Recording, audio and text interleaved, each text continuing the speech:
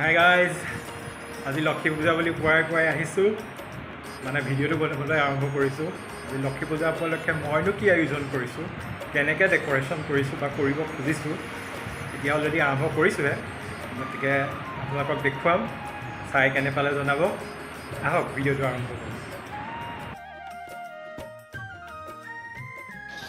মই ৰাজাৰিয়ানে আপোনালোকক স্বাগতম জনাইছোঁ মোৰ ইউটিউব চেনেল ৰাজৰ আখললৈ, আৰু লৈ আহিছোঁ লক্ষী পূজা উপলক্ষে মই একচুৱেলি কি বনালোঁ সেইখিনিকে আপোনালোকক দেখাব বিচাৰিছোঁ। প্ৰথমে বনাবলৈ লৈছোঁ মই ক্ষীৰৰ বাবে মই প্ৰায় 3 লিটাৰ গাখীৰ তাক গৰম হ'ব দিলোঁ। যেতিয়া ভালকৈ উতল আহিল তাতে মই 6-7টামান ইলাইচি তাক ভালকৈ গুড়ি কৰি পেলাই তাতে দি দিলোঁ। আৰু যিহেতু মই 3 লিটাৰ গাখীৰ লৈছোঁ গতিকে 3 মুঠি হিচাপতহে মই চাউল লৈছোঁ।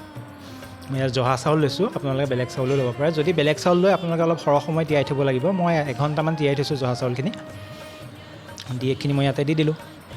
যেতিয়া ভালকৈ উতল আহিব তাৰপিছতহে মই একচুৱেলি ইয়াতে চাউলখিনি দিছোঁ। আপোনালোকে দেখিছে পূৰা উতল আহি গৈছে আৰু লাহে লাহে তাৰ থিকনেছটো মানে কমি আহিছে। চাউলটো সিজি গৈ আছে, থিকনেছটো কমি আহি আছে।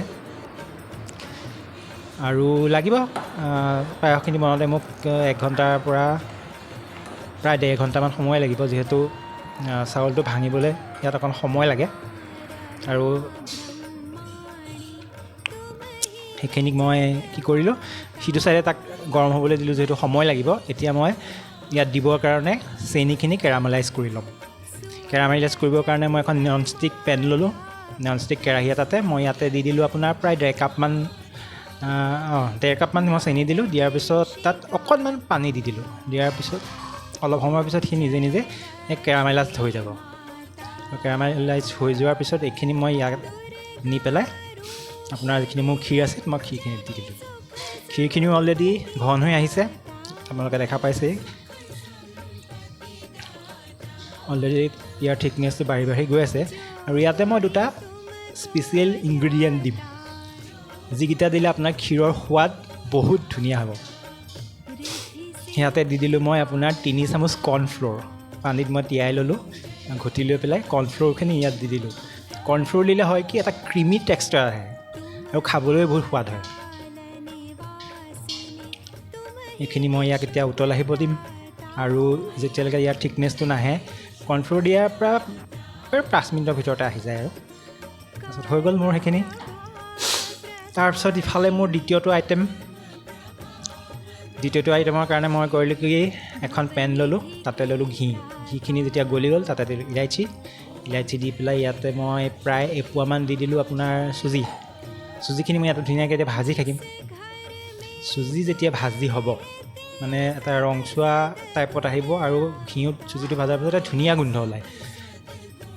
যেতিয়া এই ধুনীয়া গোন্ধটো আহিব, তাতে মই ইয়াতে এতিয়া দি দিম প্ৰায় 2.5 লিটাৰমান।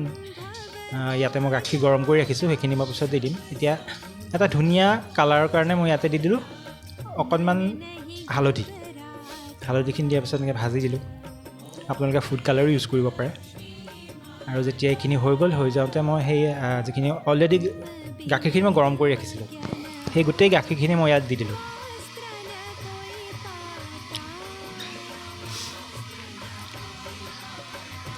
অলৰেডি মোৰ সিফালে মিক্সি চলি আছে, মিক্সিৰ আৱাজটো আপোনালোকে শুনিছে চাগে।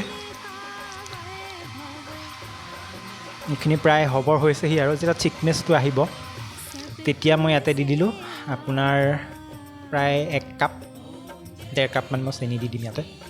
চেনিখিনি মই হোৱাৰ আগমুহূৰ্ততহে দিম, তাৰ আগতে নিদিওঁ।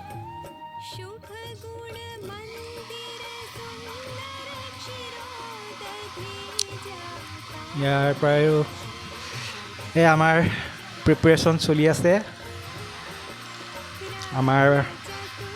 মোৰ ভাইটিয়ে এয়া ৰংগোলী বনাই আছে। অলৰেডি বনোৱাৰ পিছত এইটো ইয়াৰ নাজাৰা আপোনালোকে দেখিব পাইছে। নিশ্চয় ভাল বনাইছে। যদি আপোনালোকে ভাল পাইছে তেন্তে হ'লে জনাব। ইয়াৰ পিছত আহিল আপোনাৰ লক্ষী পূজাৰ মেইন যিটো আমাৰ প্ৰসাদ, যাক আমি চিপিটং বুলি কওঁ, আপোনালোকে কি কয় নাজানো। তাৰ বাবে মই চিৰা ল'লোঁ। চিৰাখিনি ধুই পেলাই লগে লগে, মানে তিয়াই থোৱা নাই, ধুই পেলাই তাক লগে লগে পানী টুকি পেলাই ৰাখি দিলোঁ। প্ৰায় 5-10 মিনিট দিয়াৰ পিছত পানীটো গুচি গ'ল। যোৱাৰ পিছত সেই চিৰাখিনি ল'লোঁ, আৰু ল'লোঁ আপোনাৰ আখৈৰ লগতে ল'লোঁ আপোনাৰ ৰুকা নাৰিকল। আৰু ইয়াতে মই এতিয়া চেনি দি দিম, দি পেলাই মিক্স কৰি দিম। এইটোৱে হ'ল আমাৰ লক্ষী পূজাৰ মেইন প্ৰসাদ চিপিটং, যিটো আপোনালোকে কি কয় নাজানো, আমি কিন্তু চিপিটং বুলি কওঁ। আৰু আমাৰ লক্ষী পূজাত এইটো অইন প্ৰসাদ নহ'লেও এইটো প্ৰসাদ লাগিবই, থাকিবই মানে। গতিকে এইখিনি ভালকৈ মিক্স কৰি দিয়াৰ পিছত আমাৰ চিপিটং ৰেডি। এইখিনিয়ে মই বনাইছিলোঁ আজি। যদি আপোনালোকে ভিডিঅ'টো চাই ভাল পাইছে তেন্তে লাইক, শ্বেয়াৰ, কমেণ্ট কৰিবলৈ নাপাহৰিব। আৰু আপোনালোক যদি নতুনকৈ আহিছে মোৰ চেনেলত, তেনেহ'লে মোৰ চেনেলটো ছাবস্ক্ৰাইব কৰিব নাপাহৰিব। সকলোলৈকে লক্ষী পূজাৰ আন্তৰিক শুভকামনা জ্ঞাপন কৰিছোঁ। আই লক্ষীয়ে যেন সকলোৱে গৃহতে বসবাস কৰে, তাৰে একান্ত কামনা কৰিছোঁ। ভিডিঅ'টো চাই থকাৰ বাবে ধন্যবাদ।